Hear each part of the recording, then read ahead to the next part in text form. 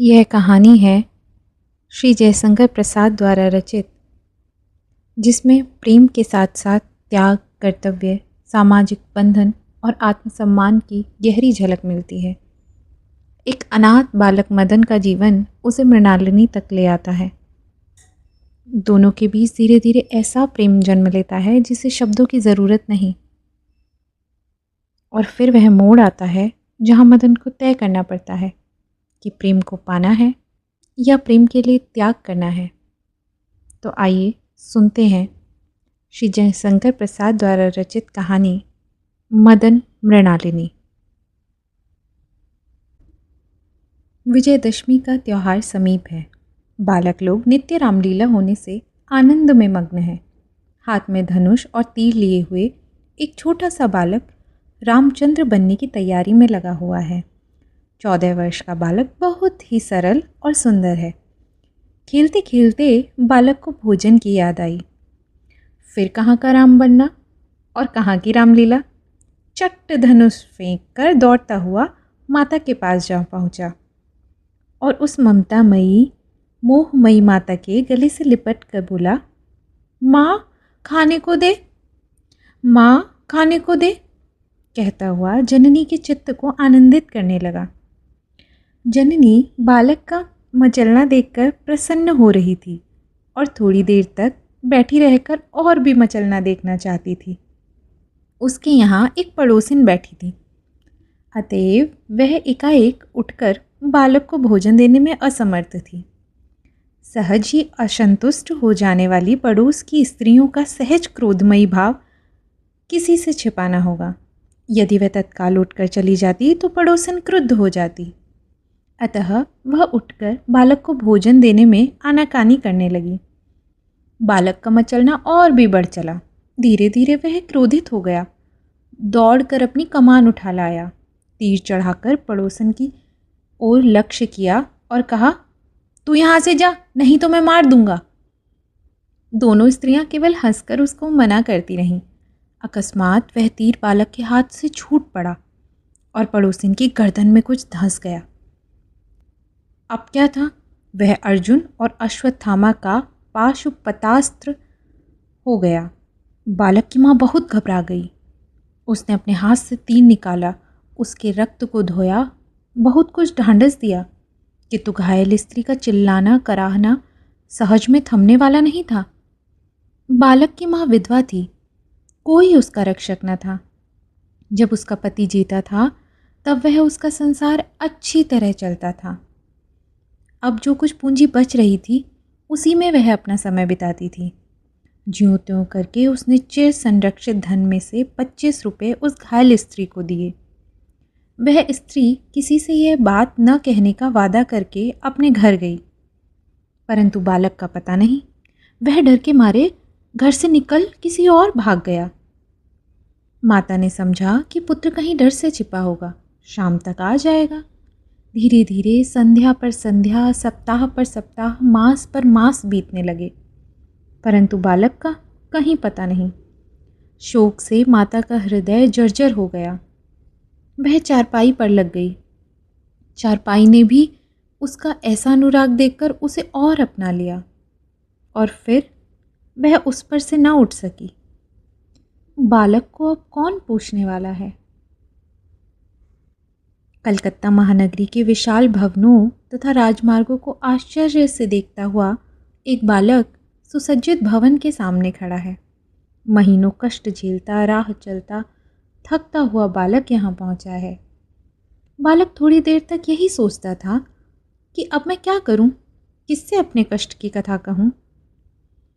इतने में वहां धोती कमीज पहने हुए एक सभ्य बंगाली महाशय का आगमन हुआ। उस बालक की चौड़ी हड्डी, सुडौल बदन और सुंदर चेहरा देखकर बंगाली महाशय रुक गए और उसे एक विदेशी समझकर पूछने लगे, तुम्हारा मकान कहाँ है? मैं तुम यहाँ कैसे आए? भाग कर। नौकरी करोगे? हाँ। अच्छा, हमारे साथ चलो। बालक ने सोचा कि सिवा काम के और क्या करना है, तो फिर इनके साथ ही उचित है। कहा, अच्छा चलिए। बंगाली महाशय उस बालक को घुमाते फिराते एक मकान के द्वार पर पहुंचे। दरबान ने उठकर सलाम किया। वह बालक सहित एक कमरे में पहुंचे जहां एक युवक बैठा हुआ कुछ लिख रहा था। सामने बहुत से कागज इधर उधर बिखरे पड़े थे। युवक ने बालक को देखकर पूछा, बाबूजी, यह बालक कौन है? यह नौकरी करेगा। तुमको एक आदमी की ज़रूरत थी ना, सो इसको हम लेवा लाए हैं। अपने साथ रखो। बाबूजी यह कहकर घर के दूसरे भाग में चले गए थे। युवक के कहने पर बालक भी हचकचाता हुआ बैठ गया। उनमें इस तरह बातें होने लगी। युवक, क्यों जी, क्या नाम है तुम्हारा? बालक, कुछ सोचकर, मदन।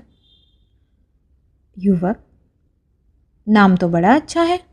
अच्छा, कहो तुम क्या खाओगे? रसोई बनाना जानते हो? बालक, रसोई बनाना तो नहीं जानते, हाँ कच्ची पक्की जैसी हो बनाकर खा लेते हैं, किंतु। अच्छा, संकोच करने की कोई ज़रूरत नहीं है। इतना कहकर युवक ने पुकारा, कोई है? एक नौकर दौड़कर आया। हुजूर, क्या हुक्म है? युवक ने कहा, इनको भोजन कराने के लिए ले जाओ। भोजन के उपरांत बालक युवक के पास आया। युवक ने एक घर दिखाकर कहा कि उसके सामने की कोठरी में सो और उसे अपने रहने का स्थान समझो। युवक की आज्ञा के अनुसार बालक उस कोठरी में गया। देखा तो एक साधारण सी चौकी पड़ी है। एक घड़े में जल, लोटा और गिलास भी रखा हुआ है। वह चुपचाप चौकी पर लेट गया। लेटने पर उसे बहुत सी यादें आने लगी। एक एक करके उसे भावना के जाल में फंसाने लगी। बाल्यकाल के साथी, उनके साथ खेल कूद, राम रावण की लड़ाई, फिर उस विजयदशमी की घटना, पड़ोसन के अंग में तीर का धंस जाना, माता की व्याकुलता, मार्ग के कष्ट। सोचते सोचते उस भयातुर बालक की विचित्र सी दशा हो गई। मनुष्य की मिमियाई निकालने वाली द्वीप निवासिनी जातियों की भयानक कहानियाँ, जिन्हें उसने बचपन में माता की गोद में पड़े पड़े सुना था, उसे और भी डराने लगी। अकस्मात उसके मस्तिष्क को उद्वेग से भर देने वाली यह बात भी समा गई कि ये लोग तो मुझे नौकर बनाने के लिए अपने यहाँ लाए थे, फिर इतने आराम से क्यों रखा है? हो ना हो वही टापू वाली बात है। बस फिर कहाँ की नींद और कहाँ का सुख। करवटें बदलने लगा। मन में यही सोचता था कि यहाँ से किसी तरह भाग चलो। परंतु निद्रा भी कैसी प्यारी वस्तु है।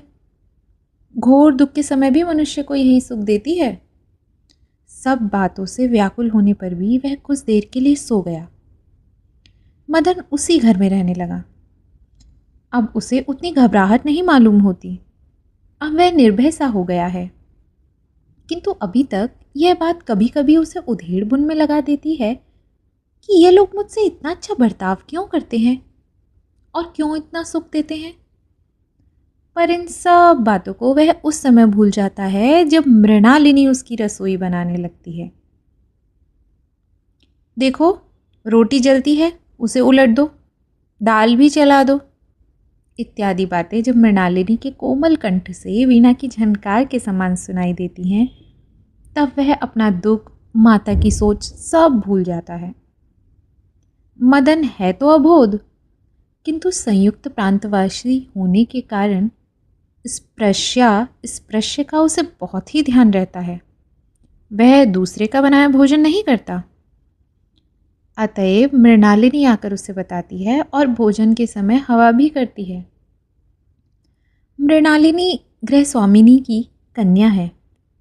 वह देव बाला सी जान पड़ती है। बड़ी बड़ी आँखें, उज्ज्वल कपोल, मनोहर अंग भंगी, गुल्फ विलंबित केश उसे और भी सुंदरी बनने में सहायता दे रहे हैं। अवस्था 13 वर्ष की है, किंतु वह बहुत गंभीर है। नित्य साथ होने से दोनों में अपूर्व भाव उदय हुआ है। बालक का मुख जब आग की आंच से लाल तथा आंखें धुएं के कारण आंसुओं से भर जाती हैं, तब बालिका आंखों में आंसू भरकर रोषपूर्वक पंखी फेंक कर कहती है, लो जी, इससे काम लो, क्यों व्यर्थ में परिश्रम करते हो? इतने दिन तुम्हें रसोई बनाते हुए हो गए, मगर बनाना नहीं आया। तब मदन आँच लगने के सारे दुख भूल जाता है। तब उसकी तृष्णा और बढ़ जाती है। भोजन रहने पर भी भूख सताती है और सताया जाकर भी वह हंसने लगता है। मन ही मन सोचता, मृणालिनी, तुम बंग महिला क्यों हुई? मदन के मन में यह बात क्यों उत्पन्न हुई? दोनों सुंदर थे, दोनों ही किशोर थे, दोनों संसार से अनभिज्ञ थे। दोनों के हृदय में रक्त था, उच्छ्वास था, आवेग था, विकास था। दोनों के हृदय सिंधु में किसी अपूर्व चंद्र का मधुर उज्ज्वल प्रकाश पड़ता था। दोनों के हृदय कानन में नंदन परिजात खिला था। जिस परिवार में बालक मदन पलता था, उसके मालिक हैं अमरनाथ बनर्जी। आपके नवयुवक पुत्र का नाम है किशोरनाथ बनर्जी, कन्या का नाम मृणालिनी और गृहिणी का नाम हीरामणि है। बम्बई और कलकत्ता दोनों स्थानों में आपकी दुकानें थीं, जिनमें बाहरी चीज़ों का क्रय विक्रय होता था। विशेष काम मोती के बनीज का था। आपका ऑफिस सिलोन में था, वहाँ से मोती की खरीद होती थी। आपकी कुछ ज़मीन भी वहाँ थी, उससे आपकी बड़ी आय थी। आप प्रायः अपनी बम्बई की दुकान में और आपका परिवार कलकत्ते में रहता था। धन अपार था, किसी चीज़ की कमी न थी, तो भी आप एक प्रकार से चिंतित थे। संसार में कौन चिंताग्रस्त नहीं है? पशु, पक्षी, कीट, पतंग, चेतन और अचेतन सभी को किसी प्रकार की चिंता है।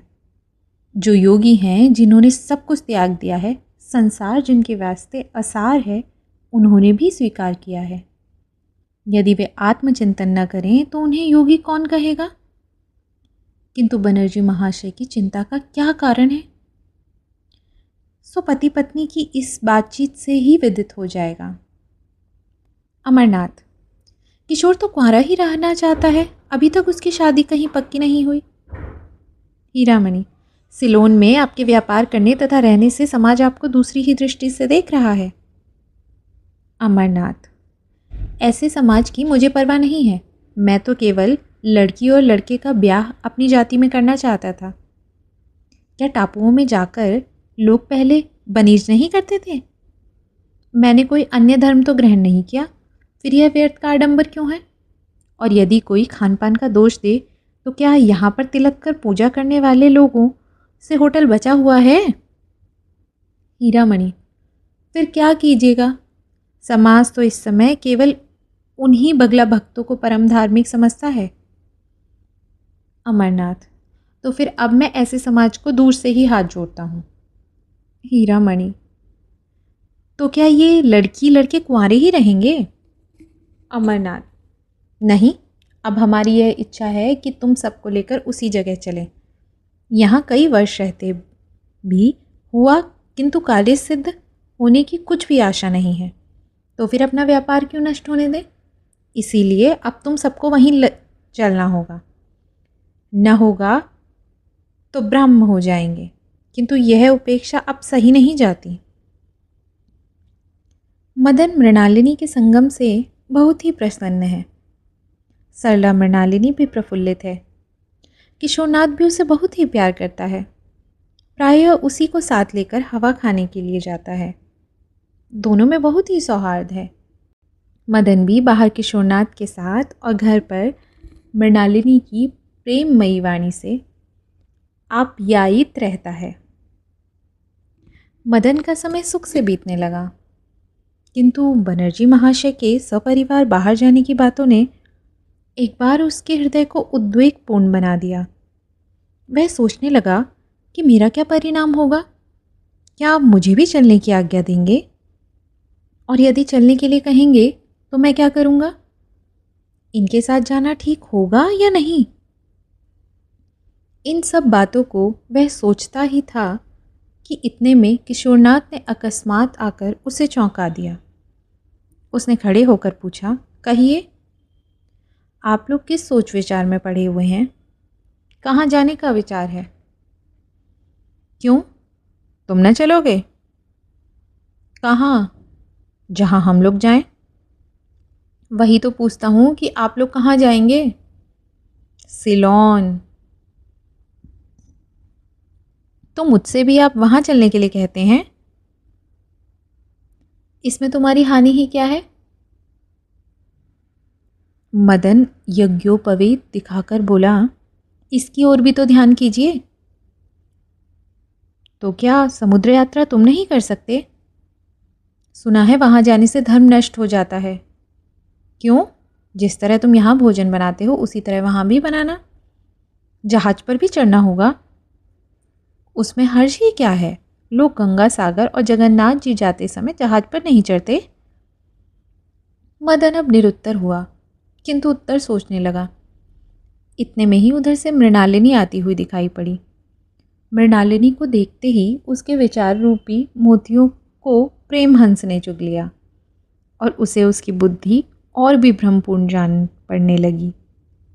मृणालिनी ने पूछा, क्यों मदन, तुम बाबा के साथ ना चलोगे?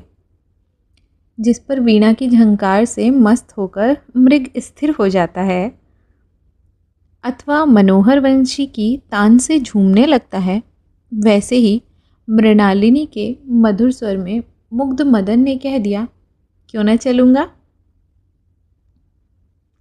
सारा संसार घड़ी घड़ी भर पल पल भर नवीन सा प्रतीत होता है और इससे उस विश्व यंत्र को बनाने वाला स्वतंत्र की बड़ी भारी निपुणता का पता लगता है।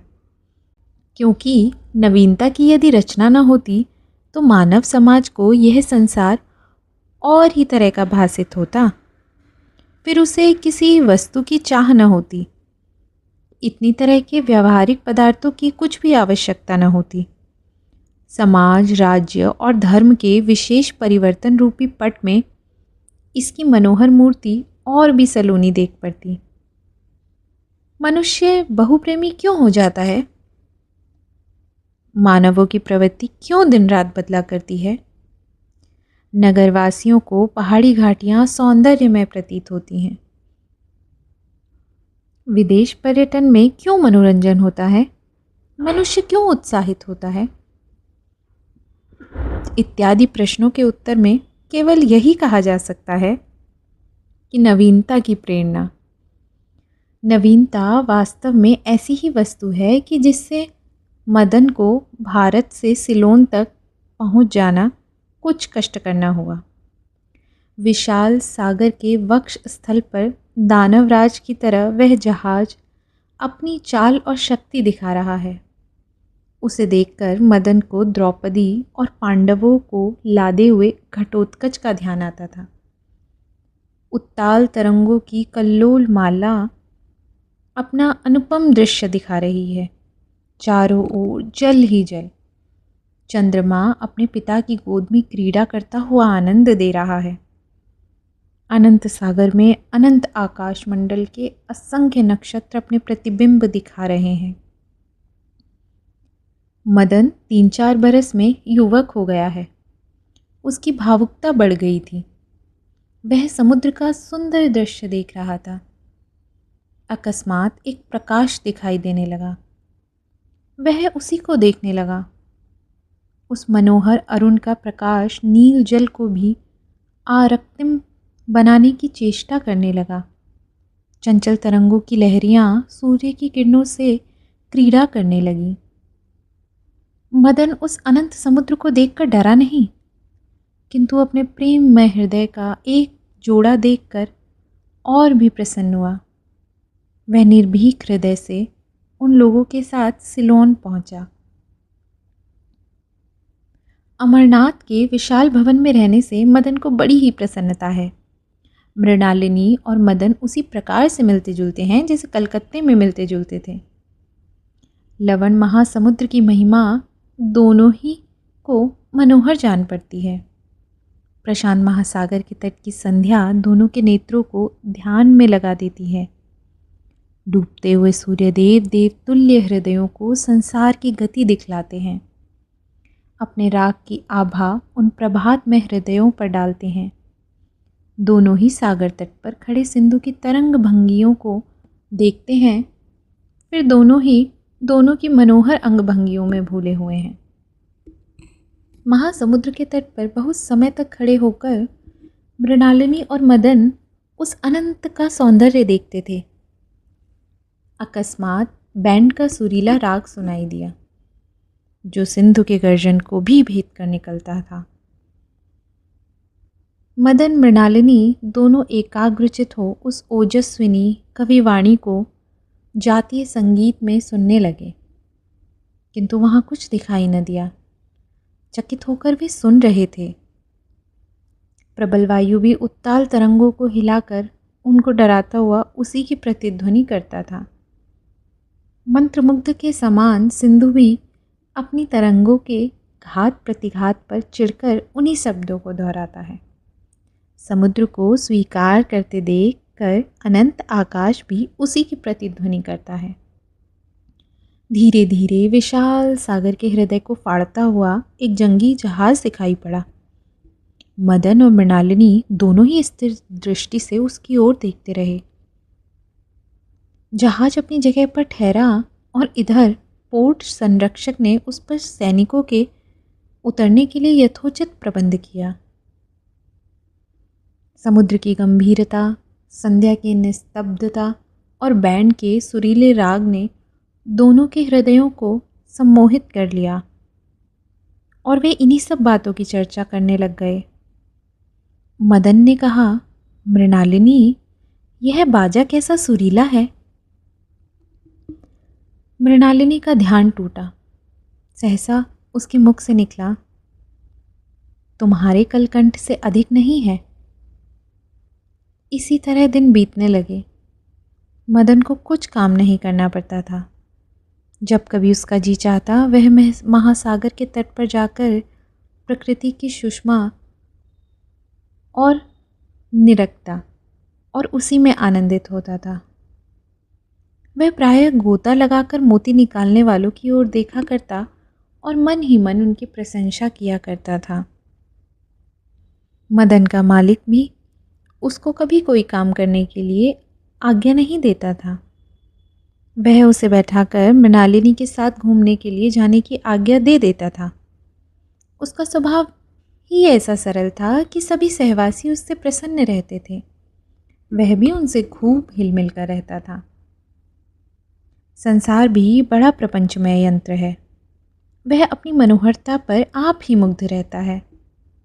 एक एकांत कमरे में बैठे हुए मृणालिनी और मदन ताश खेल रहे हैं। दोनों जी जान से अपने अपने जीतने की कोशिश कर रहे हैं। इतने में सहसा अमरनाथ बाबू उस कोठरी में आए। उनके मुखमंडल पर क्रोध झलकता था। वह आते ही बोले, क्यों रे दुष्ट, तू बालिका को फुसला रहा है। मदन तो सुनकर सन्नाटे में आ गया। उसने नम्रता के साथ पूछा, क्यों पिता, मैंने क्या किया। अमरनाथ, अभी पूछता ही है, तू इस लड़की को बहकाकर अपने साथ लेकर दूसरी जगह भागना चाहता है। मदन, बाबूजी, यह आप क्या कह रहे हैं। मुझ पर आप इतना अविश्वास कर रहे हैं। किसी दुष्ट ने आपसे झूठी बात कही है। अमरनाथ, अच्छा, तुम यहाँ से चलो और अब से तुम दूसरी कोठरी में रहा करो। मृणालिनी को और तुमको अगर हम एक जगह अब देख पावेंगे तो समझ रखो, समुद्र के गर्भ में ही तुमको स्थान मिलेगा। मदन अमरनाथ बाबू के पीछे चला। मृणालिनी मुरझा गई। मदन के ऊपर अपवाद लगाना उसके सुकुमार हृदय से सहा नहीं गया। वह नव कुसुमित पद दलित आश्रय विहीन माधवी लता के समान पृथ्वी पर गिर पड़ी और लोट लोट कर रोने लगी। मृणालिनी ने दरवाज़ा भीतर से बंद कर लिया और वहीं लौटती हुई आंसुओं से हृदय की जलन को बुझाने लगी। कई घंटे बाद जब उसकी माँ ने जाकर किवाड़ खुलवाए, उस समय उसकी रेशमी साड़ी का आंचल भीगा हुआ था। उसका मुख सूखा हुआ और आंखें लाल लाल हो आई थी। वास्तव में वह मदन के लिए रोई थी, इसी से उसकी यह दशा हो गई। सचमुच संसार बड़ा प्रपंचमय है। दूसरे घर में रहने से मदन बहुत घबराने लगा। वह अपना मन बहलाने के लिए कभी कभी समुद्र तट पर बैठकर सूर्य भगवान का पश्चिम दिशा में मिलना देखा करता था, और जब तक वह अस्त न हो जाते थे तब तक बराबर टकटकी लगाए देखता था। वह अपने चित्त में अनेक कल्पना की लहरें उठाकर समुद्र और अपने हृदय से तुलना भी किया करता था। मदन का अब इस संसार में कोई नहीं है। माता भारत में जीती है या मर गई, यह भी बेचारे को नहीं मालूम। संसार की मनोहरता, आशा की भूमि, मदन के जीवन स्रोत का जल, मदन के हृदय कानन का अपूर्व पारिजात, मदन के हृदय सरोवर की मनोहर मृणालिनी भी अब उससे अलग कर दी गई है। जननी, जन्मभूमि, प्रिय, कोई भी तो मदन के पास नहीं है। इसी से उसका हृदय आलोड़ित होने लगा और वह अनाथ बालक ईर्ष्या से भरकर अपने अपमान की ओर ध्यान लगाने लगा। उसको भलीभांति विश्वास हो गया कि इस परिवार के साथ रहना ठीक नहीं है। जब इन्होंने मेरा तिरस्कार किया तो अब इन्हीं के आश्रित होकर क्यों रहूं? यह सोचकर उसने अपने चित्त में कुछ निश्चय किया और कपड़े पहनकर समुद्र की ओर घूमने चल पड़ा। राह में वह अपनी उधेड़ बुन में चला जाता था कि किसी ने पीठ पर हाथ रखा। मदन ने पीछे देखकर कहा, आह, आप हैं किशोर बाबू। किशोरनाथ ने हंसकर कहा, कहाँ बगदादी ऊँट की तरह भागे जाते हो? कहीं तो यह नहीं, यहीं समुद्र की ओर जा रहा हूँ। समुद्र की ओर क्यों? शरण मांगने के लिए। यह बात मदन ने डबडबाई हुई आंखों से किशोर की ओर देखकर कही। किशोर ने रुमाल से मदन के आंसू पोंछते पोंछते कहा, मदन, हम जानते हैं कि उस दिन बाबूजी ने जो तिरस्कार किया था उससे तुमको बहुत दुख है, मगर सोचो तो इसमें दोष किसका है? यदि तुम उस रोज मृणालिनी को बहकाने का उद्योग न करते तो बाबूजी तुम पर क्यों अप्रसन्न होते? अब तो मदन से नहीं रहा गया। उसने क्रोध से कहा, कौन दुष्ट उस देवबाला पर झूठा अपवाद लगाता है और मैंने उसे बहकाया है? इस बात का कौन साक्षी है? किशोर बाबू, आप लोग मालिक हैं, जो चाहें सो कहिए। आपने पालन किया है, इसीलिए यदि आप आज्ञा दें तो मदन समुद्र में भी कूद पड़ने के लिए तैयार है, मगर अपवाद और अपमान से बचाए रहिए। कहते कहते मदन का मुख क्रोध से लाल हो गया, आंखों में आंसू भर आए। उसके आकार से उस समय दृढ़ प्रतिज्ञा झलकती थी। किशोर ने कहा, इस बारे में विशेष हम कुछ नहीं जानते, केवल माँ के मुख से सुना था कि जमादार ने बाबूजी से तुम्हारी निंदा की है और इसी से वह तुम पर बिगड़े हैं। मदन ने कहा, आप लोग अपनी बाबूगिरी में भूले रहते हैं और ये बेईमान आपका सब माल खाते हैं। मैंने उस जमादार को मोती निकालने वालों के हाथ मोती बेचते देखा।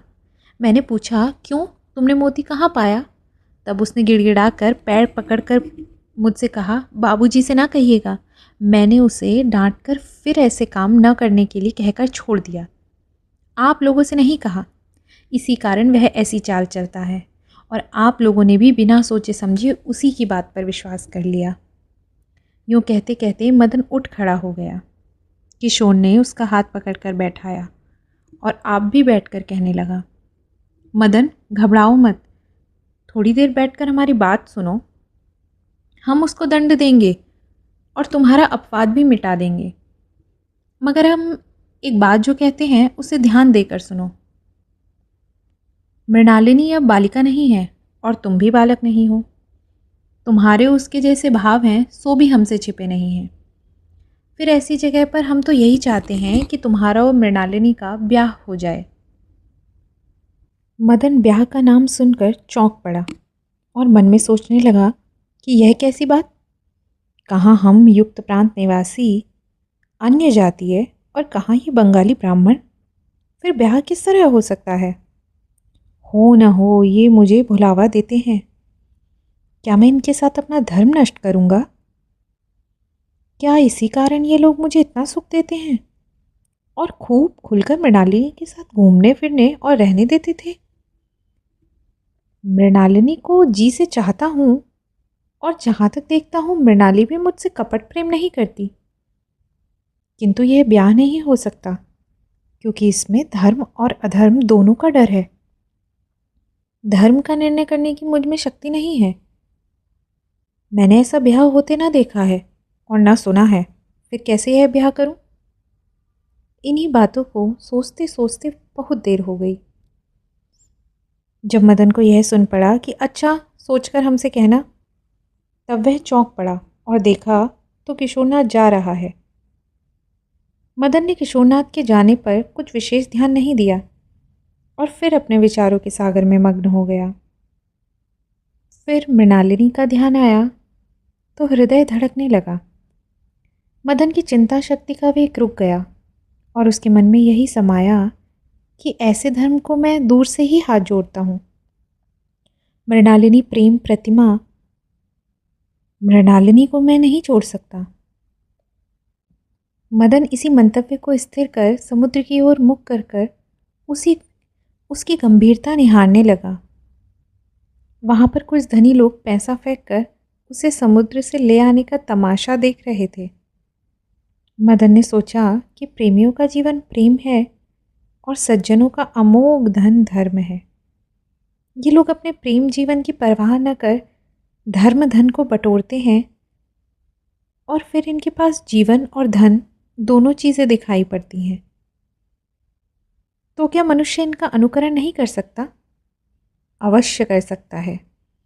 प्रेम ऐसी तुच्छ वस्तु नहीं है कि धर्म को हटाकर उस स्थान पर आप बैठें।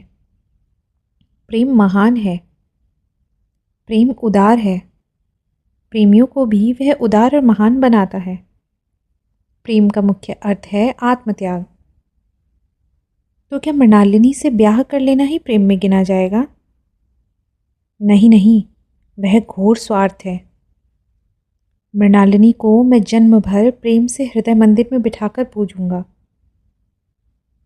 उसकी सरल प्रतिमा को पर्यंक में न लपेटूंगा, परंतु ये लोग जैसा बर्ताव करते हैं उससे संभव है कि मेरे विचार पलट जाएं।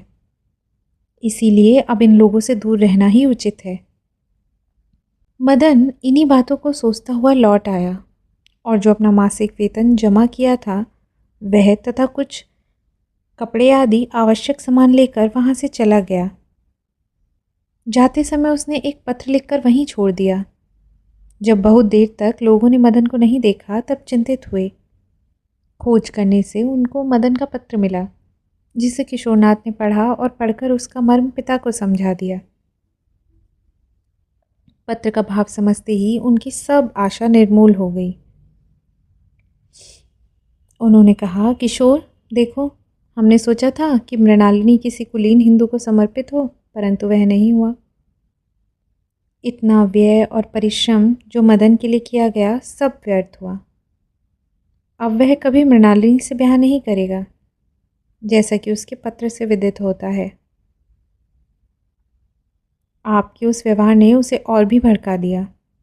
अब वह कभी ब्याह ना करेगा। मृणालिनी का क्या होगा? जो उसके भाग्य में है। क्या जाते समय मदन ने मृणालिनी से भी भेंट नहीं की? पूछने से मालूम होगा। इतना कहकर किशोर मृणालिनी के पास गया। मदन उससे भी नहीं मिला था। किशोर ने आकर पिता से सब हाल कह दिया। अमरनाथ बहुत ही शोकग्रस्त हुए। बस उसी दिन से उनकी चिंता बढ़ने लगी। क्रमशः वह नित्य ही मद्य सेवन करने लगे। वह तो प्रायः अपनी चिंता दूर करने के लिए मद्यपान करते थे, किंतु फल उल्टा हुआ। उनकी दशा और भी बुरी हो चली। यहाँ तक कि वह सब समय पान करने लगे। कामकाज देखना भालना छोड़ दिया। नवयुवक किशोर बहुत चिंतित हुआ, किंतु वह धैर्य के साथ सांसारिक कष्ट सहने लगा। मदन के चले जाने से मृणालिनी को बड़ा कष्ट हुआ। उसे यह बात और भी खटकती थी कि मदन जाते समय उससे क्यों नहीं मिला। वह यह नहीं समझती थी कि मदन जाते समय उससे मिलता तो जा नहीं सकता था। मृणालिनी बहुत विरक्त हो गई। संसार उसे सूना दिखाई देने लगा, किंतु वह क्या करे? उसे अपनी मानसिक व्यथा सहनी ही पड़ी। मदन ने अपने एक मित्र के यहाँ जाकर डेरा डाला। वह भी मोती का व्यापारी था। बहुत सोचने विचार के उपरांत उसने भी मोती का ही व्यवसाय करना निश्चित किया। मदन नित्य संध्या के समय मोती के बाजार में जा मछुए लोग जो मेहनताने में मिली हुई मोतियों की सीपियाँ बेचते थे उनको खरीदने लगा, क्योंकि इसमें थोड़ी पूंजी से अच्छी तरह काम चल सकता था। ईश्वर की कृपा से उसको नित्य विशेष लाभ होने लगा। संसार में मनुष्य की अवस्था सदा बदलती रहती है। वही मदन जो तिरस्कार पाकर दासत्व छोड़ने पर लक्ष्य भ्रष्ट हो गया था, अब एक प्रसिद्ध व्यापारी बन गया। मदन इस समय संपन्न हो गया। उसके यहाँ अच्छे अच्छे लोग मिलने जुलने आने लगे। उसने नदी के किनारे एक बहुत सुंदर बंगला बनवा लिया है। उसके चारों ओर सुंदर बगीचा भी है। व्यापारी लोग उत्सव के अवसरों पर उसको निमंत्रण देते हैं। वह भी अपने यहाँ कभी कभी उन लोगों को निमंत्रित करता है। संसार की दृष्टि में वह बहुत सुखी था। यहाँ तक कि बहुत लोग उससे डाह करने लगे। सचमुच संसार बड़ा आडंब प्रिय है। मदन सब प्रकार से शारीरिक सुख भोग करता था। उसके चित्तपट पर किसी रमणी की मलिन छाया निरंतर अंकित रहती थी, जो उसे कभी कभी बहुत कष्ट पहुंचाती थी। प्रायः वह उसे विस्मृति के जल से धो डालना चाहता था। यद्यपि वह चित्र किसी साधारण कारीगर का अंकित किया हुआ नहीं था कि एकदम लुप्त हो जाए, तथापि वह बराबर उसे मिटा डालने की ही चेष्टा करता था। अकस्मात एक दिन जब सूर्य की किरणें सुवर्ण आभा धारण किए हुई थी, नदी का जल मौज में बह रहा था, उस समय मदन किनारे खड़ा हुआ स्थिर भाव से नदी की शोभा निहार रहा था। उसको वहाँ कई एक सुसज्जित जलयान देख पड़े। उसका चित्त न जाने क्यों उत्कंठित हुआ। अनुसंधान करने पर पता लगा कि वार्षिक जल विहार का उत्सव होता है, उसी में लोग जा रहे हैं। मदन के चित्त में भी उत्सव देखने की आकांक्षा हुई। वह भी अपनी नाव पर चढ़कर उसी ओर चला। कल्लोलिनी की कल्लोलों में हिलती हुई वह छोटी सी सुसज्जित तरी चल दी। मदन उस स्थान पर पहुंचा जहां नावों का जमाव था। सैकड़ों बजरे और नौकाएं अपने नीले पीले हरे लाल निशान उड़ाती हुई इधर उधर घूम रही हैं। उन पर बैठे हुए मित्र लोग आपस में आमोद प्रमोद कर रहे हैं। कामिनी अपने मणिमय अलंकारों की प्रभा से उस उत्सव को आलोक में किए हुए हैं। मदन भी अपनी नाव पर बैठा हुआ एकटक इस उत्सव को देख रहा है। उसकी आंखें जैसे किसी को खोज रही हैं। धीरे धीरे संध्या हो गई। क्रमशः 1, 2, 3 तारे दिखाई दिए। साथ ही पूर्व की तरफ ऊपर को उठते हुए गुब्बारे की तरह चंद्रबिंब दिखाई पड़ा।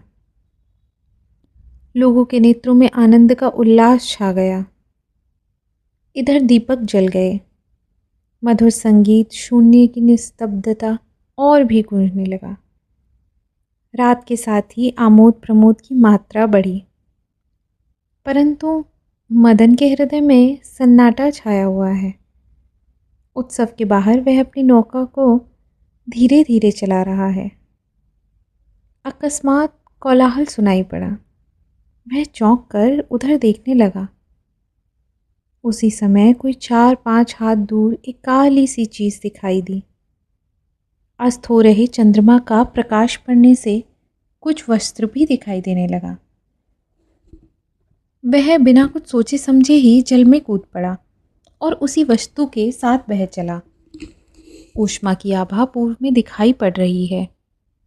चंद्रमा की मलिन ज्योति तारागण को और भी मलिन कर रही है।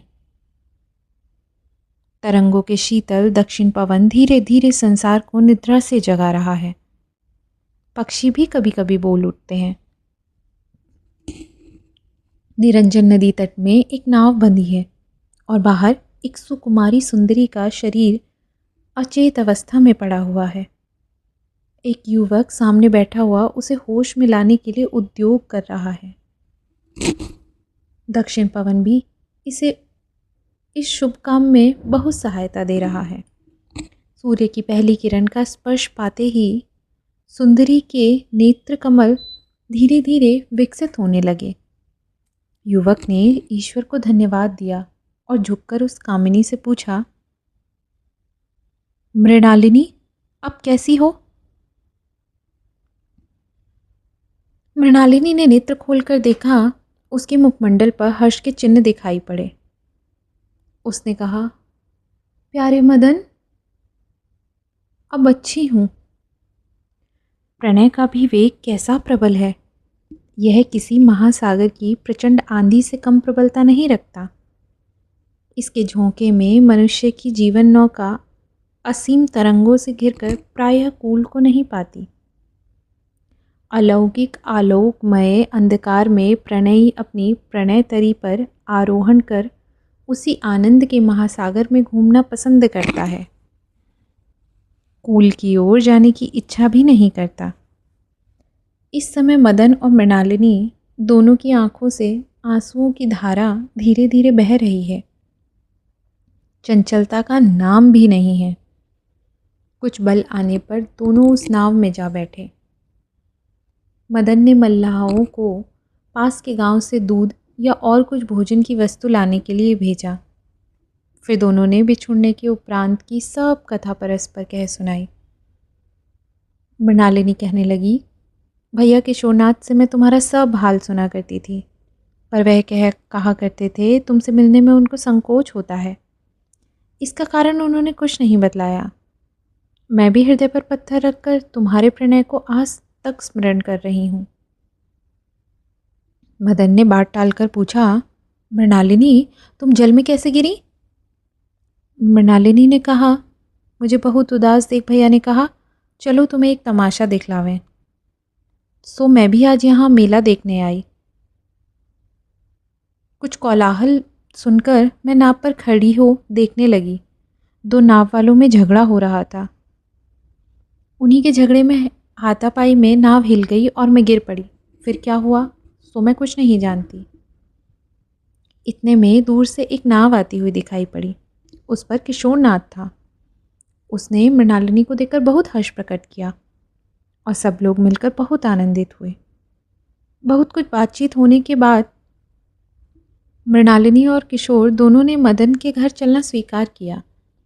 नावें नदी तट पर स्थित मदन के घर की ओर बढ़ी।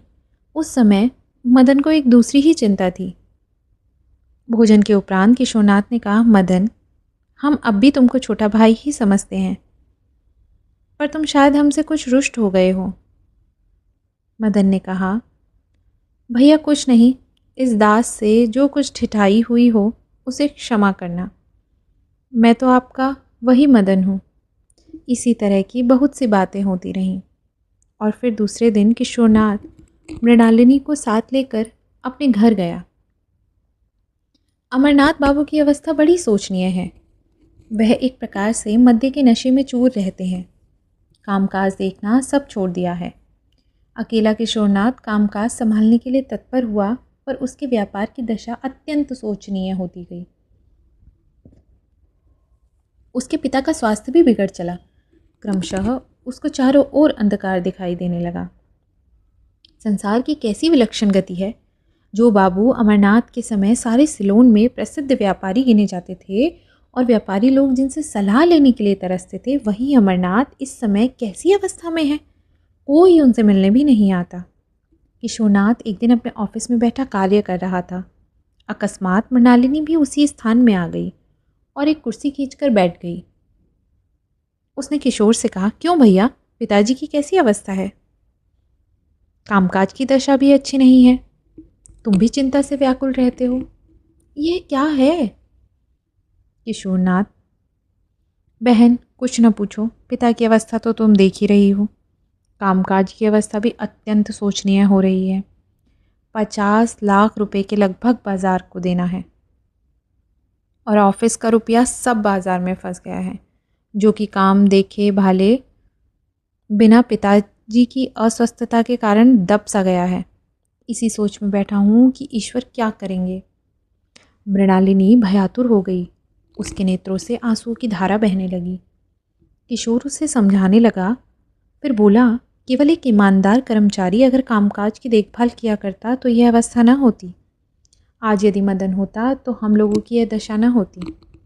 मदन का नाम सुनते ही मृणालिनी कुछ विवर्ण हो गई।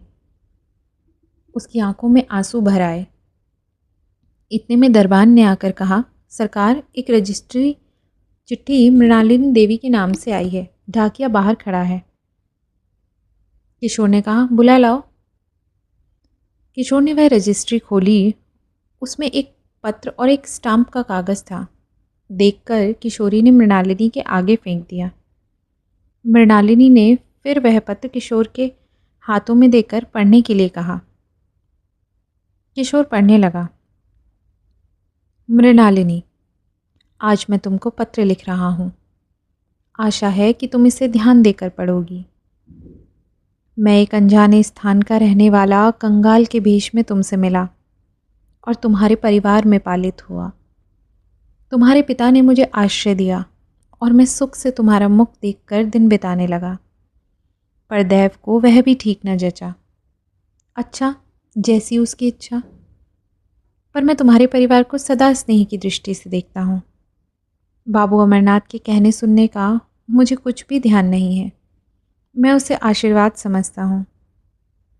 मेरे चित्त में उसका तनिक भी ध्यान नहीं है, पर केवल पश्चाताप यह है कि मैं उनसे बिना कहे सुने चला आया। अच्छा, इसके लिए उनसे क्षमा मांग लेना और भाई किशोरनाथ से भी मेरा यथोचित अभिवादन कह देना। अब कुछ आवश्यक बातें मैं लिखता हूँ, उन्हें ध्यान से पढ़ो। जहाँ तक संभव है उनके करने में तुम आगा पीछा ना करोगी, मुझे यह विश्वास है। मुझे तुम्हारे परिवार की दशा अच्छी तरह विदित है। मैं उसे लिखकर तुम्हारा दुख नहीं बढ़ाना चाहता। सुनो, यह एक बिल है जिसमें मैंने अपनी सब सिलोन की संपत्ति तुम्हारे नाम लिख दी है। वह तुम्हारी ही है। उसे लेने में तुमको कुछ संकोच न करना चाहिए। वह सब तुम्हारे ही रुपयों का लाभ है। जो धन मैं वेतन में पाता था वही मूल कारण है। अस्तु यह मूलधन, लाभ और ब्याज सहित तुमको लौटा दिया जाता है। इसे अवश्य स्वीकार करना, और स्वीकार करो या ना करो। अब सिवा तुम्हारे इसका स्वामी कौन है? क्योंकि मैं भारतवर्ष से जिस रूप में आया था उसी रूप में लौटा जा रहा हूँ। मैं इस पत्र को लिखकर तब भेजता हूँ जब घर से निकलकर जहाज को रवाना हो चुका हूँ। अब तुमसे भेंट भी नहीं हो सकती। तुम यदि आओ भी तो उस समय मैं जहाज पर होऊंगा। तुमसे मेरी केवल यही प्रार्थना है कि तुम मुझे भूल जाना। मदन। यह पत्र पढ़ते ही मृणालिनी की और किशोरनाथ की अवस्था दूसरी ही हो गई। मृणालिनी ने कातर स्वर से कहा, भैया, क्या समुद्र तट तक चल सकते हो? किशोरनाथ ने खड़े होकर कहा, अवश्य। बस तुरंत ही एक गाड़ी पर सवार होकर दोनों समुद्र तट की ओर चले। जो ही वे पहुँचे त्यों ही जहाज तट छोड़ चुका था। उस समय व्याकुल होकर मृणालिनी की आंखें किसी को खोज रही थीं, किंतु अधिक खोज नहीं करनी पड़ी। किशोर और मृणालिनी दोनों ने देखा कि गेरुए रंग का कपड़ा पहने हुए एक व्यक्ति दोनों को हाथ जोड़े हुए जहाज पर खड़ा है और जहाज शीघ्रता के साथ समुद्र के बीच में चला जा रहा है। मृणालिनी ने देखा कि बीच में अगाध समुद्र है। धन्यवाद।